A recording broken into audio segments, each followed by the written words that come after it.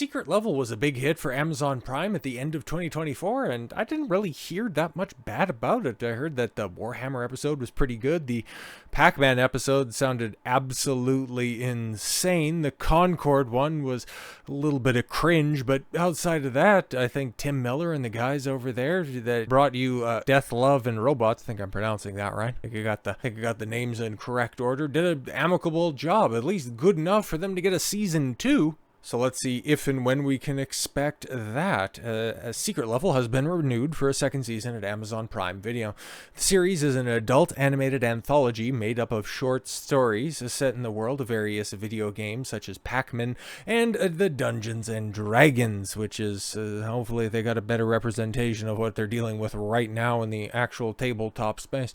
Season 1 of Secret Level debuted with 8 episodes on December 10th, with another 7 set for Tuesday. Holy crap, 15 episodes. Jeez, like I said, I heard a little bit about this, and generally speaking, people were all right with what they seen. I kind of like a lot of stuff from Amazon, it doesn't really register on people's radar unless it's intergalactic cringe like Rings of Power. But details about Season 2, including which video game worlds will be featured, remains under wraps. Amazon says that Secret Level achieved the most watched animated series debut of all time. Oh my god, here's all the caveats. Just like they said how, Rings of Power, it was an unmitigated success. It was the best premiering original TV series made from an adaptation that debuts on a Wednesday, that premiered between the hours of 6 and 7 or whatever. According to the measurement from Illuminate, the series was watched for 155.3 million minutes in the United States during the first week of availability. That's not very good, actually, which roughly translates to 1.4 million views when divided by its 109-minute runtime. Okay, in totality, that makes a little bit more sense why you don't have such incredibly large viewership numbers, because everything in totality is 109 minutes. Okay, that makes a little bit more sense. Season 1, yes, cast for Secret Level includes Arnold Schwarzenegger. What? We have an Arnie project, and I didn't even know he was a part of it. That kind of lets you know the waning appeal of Schwarzenegger post a gubernatorial stint. Kevin Hart, Keanu Reeves, Tamora Morrison, Ariana Greenblatt, Heaven Hart, Emily Swallow, I bet she does a good dish, Gabriel Luna, Ricky Whittle, Patrick Schwarzenegger, Merle Dandridge, Claudia Dumont, Clive Stadden, Laura Bailey, and Michael Beach. That's a lot of people whose names I recognize. What are we doing? Okay, along with Pac-Man and the Dungeons and Dragons episode, featured video games included Sifu, which if you were on Epic Game Store, you ended up getting for free. I think that was Boxing Day, New Year's Eve or something like that. I'm glad I got that for free. That's awesome. New World, Unreal Tournament, okay, based, Warhammer 40k, heard great things about that. Crossfire, Armored Core, The Outer Worlds, the good one. Or is that the Outer Wilds? Outer Wilds is the good one. Which one's made by Obsidian? That's the bad one. Mega Man. Oh, okay. At least somebody's paying homage to Mega Man. Exodus, Spelunky, yes, that Concord. Honor of Kings, and Playtime. Tim Miller, best known for directing Deadpool, the 6th Terminator film. Wait, he directed Dark Fate? Oh, shit. And the Netflix animated anthology Love, Death, and Robots as a creator of Secret Level. He serves as executive producer alongside supervising director Dave Wilson, Blur Studio, and Amazon MGM Studios produce. So yeah, you've seen everybody who was involved in it. You've seen all of the properties that were there, but apparently the brain trust over there at Amazon decided to nix the one thing that would have elevated this to the public consciousness, because at one point in time, this would have been the biggest crossover ever, but it also goes to show just how diminished these properties are, because a Halo and Doom crossover for Secret Level was shot down by Microsoft, who owns both of these properties now, okay?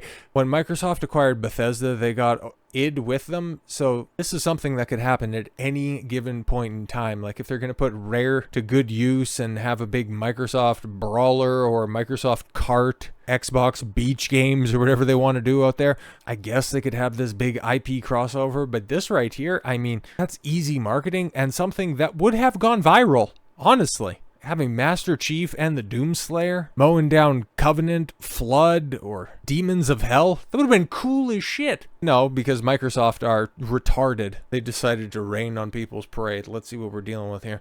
Recently just finished Secret Level. This is Paul Tassi, after all. Abu, the new Amazon anthology focused on specific video games, in the vein of Love, Death, and Robots on Netflix, which makes sense given that they share the creator Tim Miller.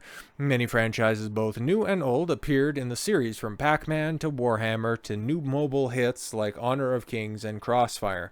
Sony also had a big presence in the extremely unfortunate episode focused on the instantly killed Concord shooter. That's hilarious. I've seen a couple of GIFs and a few clips from that, and it's like, oh yeah, God, Sony's a stupid company.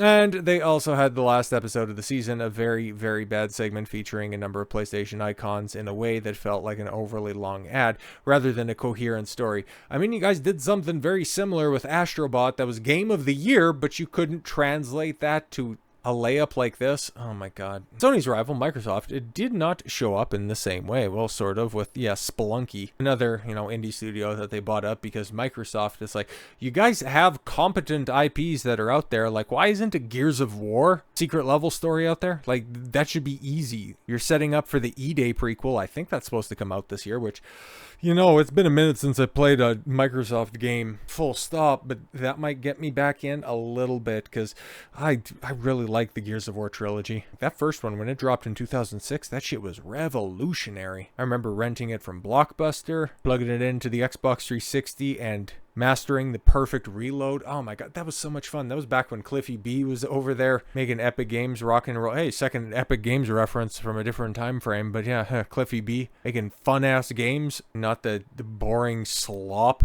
and Microsoft is doing with Gears of War. Christ almighty, there's been 2 of them. I didn't play 4, or if I did, it wasn't that much of it, and 5, I think I have somewhere. When was the last time anybody talked about anything outside of the original trilogy? Like, was it Gears of War Judgment? Didn't that come out in the dying days of the 360? The last time that, yeah, Gears of War was relevant. That was also the last time that any in-house Microsoft IPs were relevant, because Christ almighty, man, Halo, that makes me... It makes me so sad, the state of Halo. I've spent so many hundreds of hours in that franchise, but I digress for a moment. Turns out there was a great idea for an episode that involved a crossover between Master Chief and the Doomslayer, which would have been the coolest thing ever. An idea Microsoft apparently killed, according to the show's creator. Here's Miller speaking with Collider. I get a little chaffed when I read online. They're like, hold on, these assholes took Spelunky when they could have taken Halo or something like that. I'm like, man, you think that we didn't talk to Halo or something? And then director Dave Wilson, the creative director at id, is a good friend of ours, and so are the folks at Microsoft. So we made a big plea, because one of these things both Tim and I would love to do is a crossover currently available in the games. Something that isn't currently available in the games, like crossovers. We wanted to make a Master Chief Doomslayer crossover episode, and I spoke the whole weekend crafting this impassioned letter of my childhood. Yeah, and it's exactly what Tim said. They were like, nah. I'm like, I'm not surprised, because Microsoft is retarded, and Doom right now, I mean, they're leading into Dark Ages, which is supposed to come out, I think, in 2025. It's one good thing about Bethesda, okay, like the one good thing. Whenever they announce a project, it's always right around the corner. There's no laborious development time, okay, where they announce something and they tell you, don't worry guys, it's eventually coming out. No, when they tell you, okay, Doom 2016 is coming out, it's 2015, get your asses ready, because this shit is gonna pop.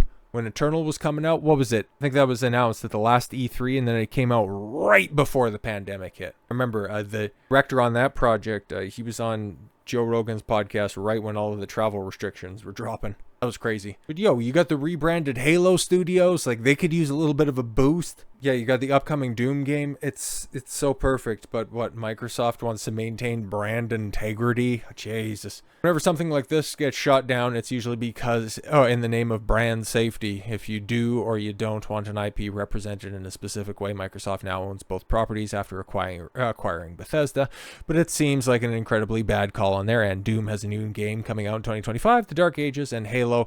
Well, Master Chief at one point in time was rivaling Mario as the face of video games, has now fallen off harder than Joe Biden traversing a flight of stairs. Yeah, really needs a win in the last few years. Halo Infinite, which, as much as I love Halo, man, I have not even come close to being convinced or enticed by any of the sales for the Infinite campaign. I don't hear anything good about that. I'm not at all interested in hopping in and playing multiplayer anymore. It's a young man's game, and I don't know, have they even released Forge yet? Because, god damn it, man, they screwed that up so much. Halo... God, that pisses me off. Anyways, yeah, delayed a year and arrived in somewhat underwhelming launch. It made improvements to multiplayer over the years, but remains largely ignored. Oh, but I seen Halo 4 got added to the Master Chief Collection, so I was a little bit intrigued to go back and give that campaign one more shot because I thought the Forerunner shit was so stupid. I'd be willing to walk it back, and plus playing, you know, FPS. It's been a long time, but Halo, yes, has been entirely left out of Microsoft's vast showcases of future games. Yeah, the next few years, work continues behind the scenes. Hey guys, we got Unreal Engine 5 because we need to return the games. We need to return the franchise to its roots of cutting-edge visuals.